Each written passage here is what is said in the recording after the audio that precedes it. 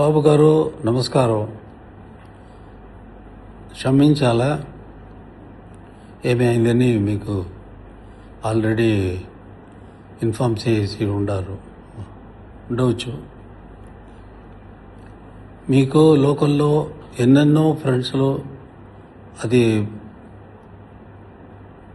Very closest friends ఉండవచ్చు.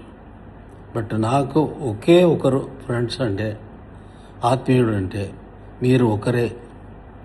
అది ఈ రోజులో బయటికి చెప్పడం నాకు చాలా ఇష్టమైంది. అది వచ్చి అక్కడ చెప్పుదామంటే ఏదో ఏడవడం జరిగిపోయింది. ఫ్లైట్ మిస్ అయ్యాను,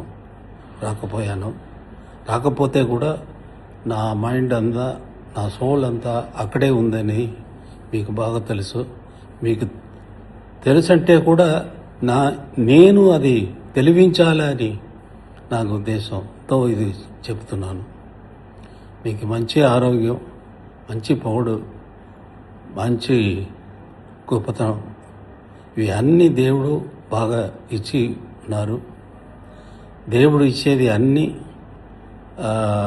కరెక్ట్ పర్సన్కే ఇచ్చారు అనేది నా నమ్మకం, నా దీర్ఘమైన నమ్మకం.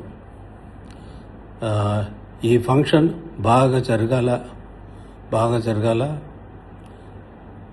అది దాంట్లో కలుసుకోవడానికి నాకు కుదరలేదు. దానికోసం క్షమించాలని మళ్ళీ కోరుకున్నాను.